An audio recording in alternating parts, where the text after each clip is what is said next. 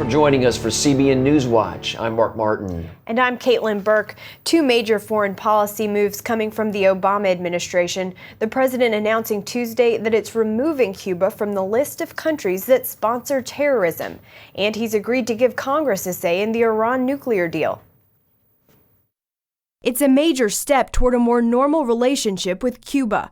After 3 decades, President Obama advising Congress that he plans to take Cuba off the state sponsor of terrorism list, a list that's associated them with countries like Syria, Sudan, and Iran. Republicans quick to condemn the move, saying the government still oppresses its own people and supports terrorist activities. This is a country that helped North Korea evade UN sanctions as recently as a year ago. This is a country that continues to harbor fugitives of American justice. This is a country that routinely undermines the national security of this country by its active espionage against us. Removing Cuba from the terror list will likely make it easier for the communist government to get credit from non-U.S. banks, transfer funds between countries, and conduct other international transactions. In another foreign policy move, President Obama is bowing to pressure from lawmakers, agreeing to a compromise that gives Congress the ability to reject his nuclear deal with Iran. I believe Congress should play a role in ensuring that all the details that need to be in place are there, and that on behalf of the American people, before the congressionally mandated sanctions are lifted, that we on their behalf ensure that this is something that holds Iran accountable, is enforceable, and certainly is very transparent. House Speaker John Boehner, an outspoken critic of President Obama's plan to negotiate with Iran, said Tuesday, quote, "I don't know how you cut a deal with the devil and think the devil is going to keep his end of the deal." Foreign policy experts say the Obama administration is getting nothing in return for his outreach to Cuba. And on Iran, that despite criticism from Congress, the president is likely to get his way, as long as enough Democrats support him. And you may not know this, but critics point out the Castro regime actually has ties to the Islamic regime in Iran. We'll have more about that connection, including an interview with the director of Cuban studies at the University of Miami at cbnnews.com. Islamic State fighters have captured 3 villages and a power plant near the city of Ramadi in western Iraq. Residents say ISIS launched a fierce offensive against Iraqi troops today at dawn. Ramadi is the provincial capital of Anbar province, and ISIS fighters are reportedly moving in on that major city. The new ISIS advance comes as Iraqi government forces have been trying to drive ISIS from other key cities. Just this month, Iraqi troops pushed ISIS from Tikrit. Al-Qaeda in Yemen says its top Islamic leader has been killed in a drone strike. Ibrahim al-Rubaysh was a Saudi national with a $5 million bounty on his head. He joined Al-Qaeda in Yemen after he was released from Guantanamo Bay in 2006. Al-Rubaysh helped provide religious justification for terrorist attacks. Yemeni and U.S. officials had no immediate comment on the claim that he was killed. Anti-Semitism is on the rise around the world. An annual report by Israeli researchers at Tel Aviv University says anti-Semitic incidents surged worldwide in 2014.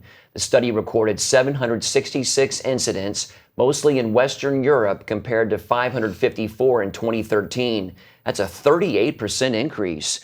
Meanwhile, the Anti-Defamation League found that attacks against Jews in the United States rose by 21% last year, counting 912 incidents in 2014 compared to 751 in 2013. Both reports say the increase was partly linked to last summer's war between Israel and Hamas in the Gaza Strip. For decades, the U.S. has been Israel's closest ally, but could that be changing? On a recent Middle East visit, U.S. congressmen said they're troubled by the direction the relationship is taking. CBN Middle East Bureau Chief Chris Mitchell has that story. Israel and the United States have enjoyed a very close relationship going back to the creation of the Jewish state. Even friendships go through rough patches, and that's happened the past few months regarding Iran. In a region where radical Islam looks to seize power from longtime dictators, Israel is the sole democracy. On the front lines of the war against terrorism, it's also a leader in the world of high-tech and medical advances. I'm concerned that we as Americans don't truly appreciate or understand, and therefore don't appreciate, how significant Israel is not only to our our survival as a country, but also the survival of the free world, especially here in the Mideast. During a trip to Israel, U.S. Congressman Dennis Ross and Robert Pittenger visited Judea and Samaria to learn more about how the country protects its people and way of life. They have been our surrogate fighting the terrorists. We've helped contribute to the Iron Dome, which is a missile defense system that they've developed. Their comments come at a time of unprecedented friction between U.S. and Israeli leadership over the issue of a nuclear Iran. The Prime Minister is the Winston Churchill of our era, and regrettably, President Obama is the Neville Chamberlain. He doesn't see the facts. He doesn't see the issues. Pittenger said he was disturbed that Prime Minister Benjamin Netanyahu appeared unsure of U.S. help in their time of trouble. Frankly, I asked the Prime Minister, at such time that you believe that you will need America, will you believe America will be there for you? And the best answer he could give me was, I hope so. Other longtime U.S. allies like Egypt, Jordan, and the United Arab Emirates are looking to Israel for help in fighting radical Islamic groups. Who came in to help Egypt? It wasn't us, it was Israel. Israel has been the best partner that President Sisi has had to defeat the Muslim Brotherhood. Israel has as well been given significant strategic assistance to Jordan.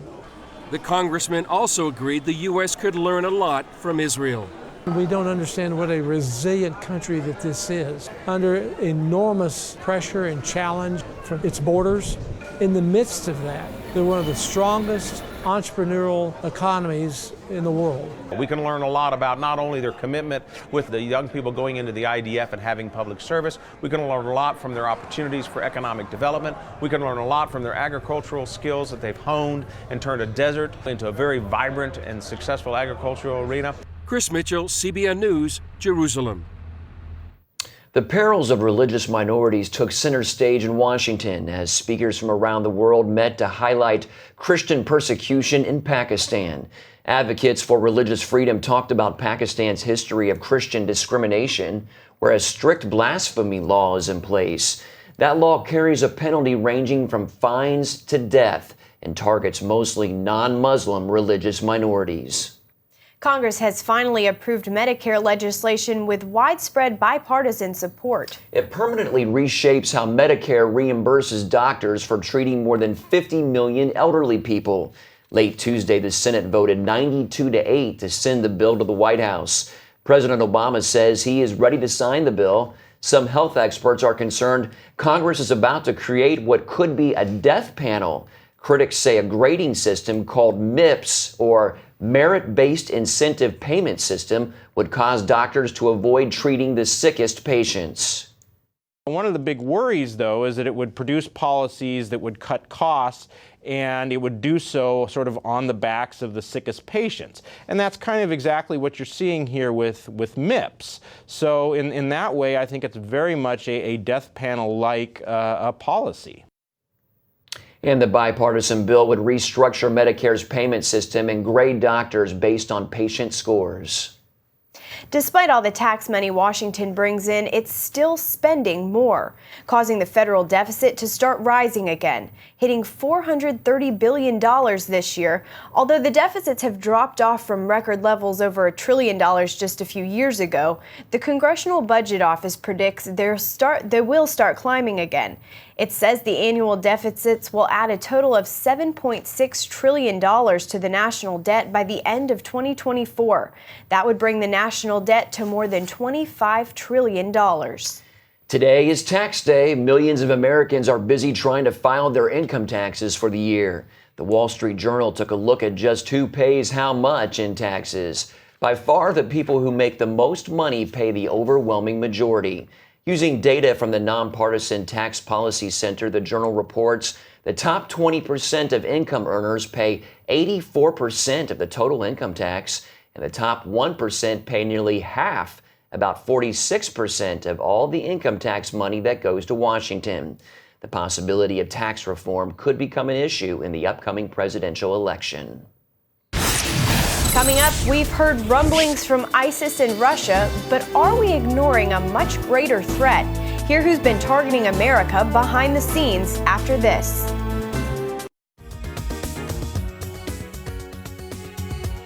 The world is worrying about the dangers from radical Islam, a nuclear Iran, and an aggressive Russia. But a growing number of experts warn that another country could pose the greatest long-term national security threat to America, China.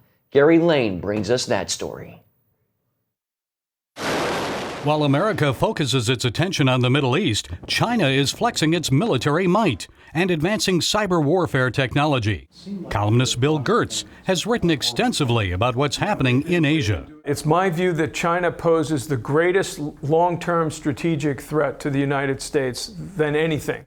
House Intelligence Committee member Mike Pompeo agrees. This is not a democratic nation. This is not a nation that shares our value system. And this is not a nation that we should, for one moment, think doesn't present a threat to the United States of America. China's rapid expansion of its Navy has put it ahead of the U.S. in nuclear and diesel-powered vessels. While the United States Navy has 71 commissioned submarines, the Chinese Navy now has 77 principal combatant ships, 61 submarines, 55 large amphibious ships, and 85 missile-equipped ships. Also, a China aircraft carrier now projects its naval power around the world, and 8 more are on the drawing board. Gertz says as U.S. officials play down the Chinese buildup, the threat will only get worse. The Chinese objective right now in Asia is to drive the United States military out of Asia. In fact, Chinese generals and admirals have told our Pacific commanders that why don't we just settle on dividing the Pacific into 2 parts? You take the eastern part, we'll take the western part. President Obama rejected that proposal and in late 2011 announced a strategic shift. American presence in the Asia-Pacific would become a top priority. Ashton Carter's first overseas visit as Defense Secretary was to South Korea and Japan. We and many other countries are deeply concerned about some of the activities China is undertaking. Its opaque defense budget, its actions in cyberspace. And the U.S. Navy is starting to return to Philippine military bases like Subic Bay. Perhaps not in the same numbers as once before, but still significant. And it sends a strong message to China and anyone else that the U.S. is committed to protect its interests and those of its allies in the Western Pacific. The high seas aren't China's only priority. The Chinese cyber warfare efforts are the most aggressive in the world. Every day, U.S. businesses are being attacked, intellectual property being stolen. Costing the U.S. economy tens of billions of dollars. And it's not only China's theft of military secrets, like the designs of Lockheed Martin's F-35 fighter jet. Chinese cyber hackers could possibly cripple the nation's power grid. A shutdown would virtually affect all aspects of life in America, from transportation to the country's food and water supply. I think most Americans would assume that our government is protecting us from these potential cyber attacks. But you suggested we're not even there yet. All of our intelligence agencies, our Department of Defense are all working to meet this threat. But it's a fast-moving world. It's a place where offense is easier than defense, and keeping up with the next innovation in cyber warfare is an enormous challenge. Gertz says the Obama administration's passive response has inspired further high-profile cyber attacks. I think the Sony hack from North Korea demonstrated that it's not just a matter of getting in and destroying things. It's actually having the ability to influence policies and activities beyond just the technical side of a cyber attack. Congressman Pompeo says U.S. intelligence agencies must share information, and the government must increase resources if they're to prevent attacks. Gertz says President Obama needs to trust the National Security Agency to get the job done. That role has shifted to the Department of Homeland Security, which is totally unprepared to do this, whereas NSA and the new military's U.S. Cyber Command are dedicated forces that are ready to go and can have tremendous capabilities to counteract foreign cyber attacks. Efforts that will be needed if America is to counter China's growing threat in the decades to come. Gary Lane, CBN News, Subic Bay, Philippines. Up next, it works for autism, cerebral palsy, PTSD, and more. We'll saddle up for a little horse therapy after this.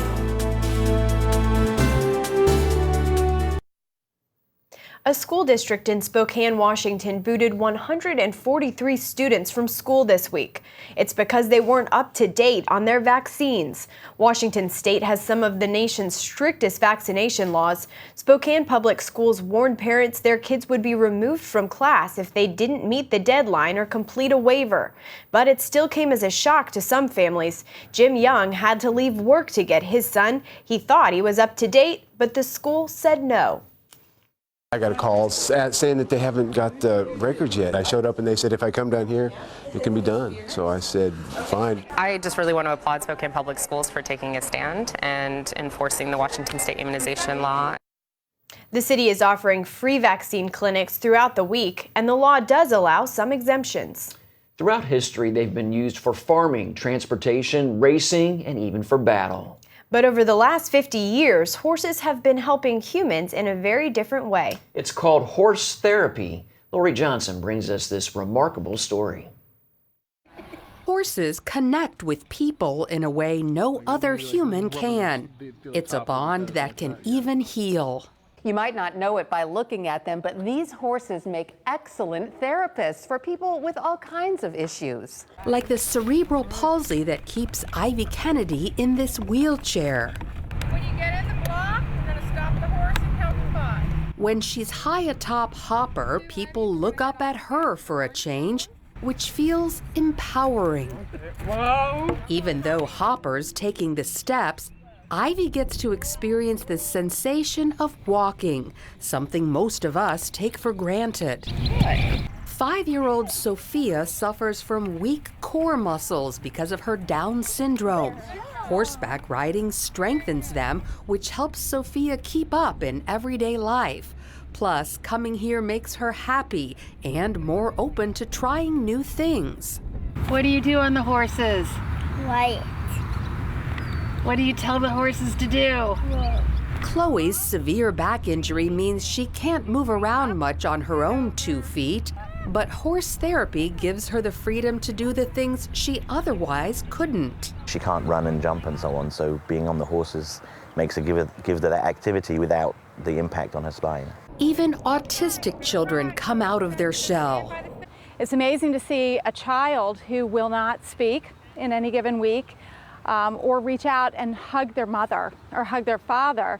They will reach down and they will pat their horse. And when they get off of that horse, they'll go and they'll give their parent a hug. Horse therapy is used for people with MS, Asperger's, ADD. The list goes on. It's become the most popular type of animal therapy because horses give immediate feedback to the rider's actions. They're warm, they're trusting, they don't judge, they're silent. You know, they don't constantly ask you to do certain types of things. You have to ask them. Horses are intuitive and will behave according to the level of the rider. In addition to children with disabilities, these horses also help soldiers who have been injured in the line of duty. Kelly Eaton served 5 tours in the Middle East. He suffers from knee and back injuries as well as PTSD. I still have flashbacks. I have issues with crowds, things of that nature, as well as I'm now considered chronically mentally depressed. He says coming here keeps him going. My happy place is on the back of a horse, whether it's walking, trotting, whatever. I can clear everything out of my mind. Nothing matters anymore.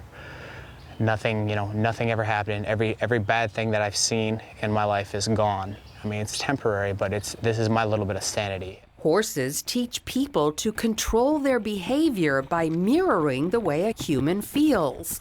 So when they're calm, the horse will calm down and cooperate and participate with them. And when they're nervous and anxious and hyper, then the horse actually does the same thing. So it's very good for mental health patients to do some personal reflection on how their behavior affects other people and other things. Generous people who believe in the healing power of horses make it possible for hundreds of vets and children with disabilities to find hope here. We don't have any government money that we're given. Everything that we get is through donations from people, organizations, and the community. So no matter what people are dealing with after being around these big animals, their problems tend to look smaller. Lori Johnson, CBN News. Yeah, what a neat program, huh? It is, it is. We'll be right back. The sounds of gospel music filled the East Room of the White House on Tuesday. Going to stay one day. Let me hear you. And I won't be back. The President and First Lady invited top recording artists to the White House for a celebration of gospel music. As Mahalia Jackson herself once said, blues are the song of despair, but gospel songs are the songs of hope. Hope that we might arise above our failures and disappointments. Hope that we might receive His redemption. The event was the latest in the Performance at the White House series that is broadcast by PBS television stations nationwide. The program airs June 26th. Nothing but nets. It might sound like a basketball competition, but it's actually the name of an international organization that's working to protect refugee families from malaria using nets. Today, the organization is kicking off its 1 million nets pledge. The hope is that by 2016, they can provide more than 1 million life-saving nets and other malaria prevention tools. To learn information on how you can contribute to their efforts, log on to cbnnews.com. Sounds like a worthwhile project there. Well, that's it for now on CBN NewsWatch. You can find more of our exclusive coverage of the issues you care most about at cbnnews.com. And tell us what you think about the stories you've seen here. You can do that on Facebook or at CBN News on Twitter. We hope you'll join us next time. Have a great day.